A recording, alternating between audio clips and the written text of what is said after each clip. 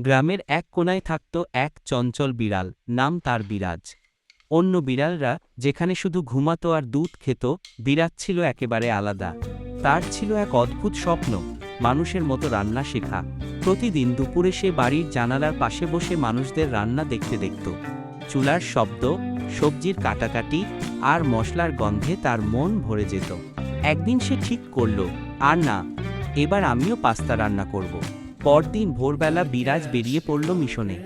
প্রথমে সে রান্নাঘর থেকে কৌশলে কিছু পাস্তা নিয়ে এল, তারপর টমেটো, পেঁয়াজ, গাজর আর একটু দুধ, সব কিছু সে নিয়ে গেল বাড়ির পিছনের এক ফাঁকা ঘরে।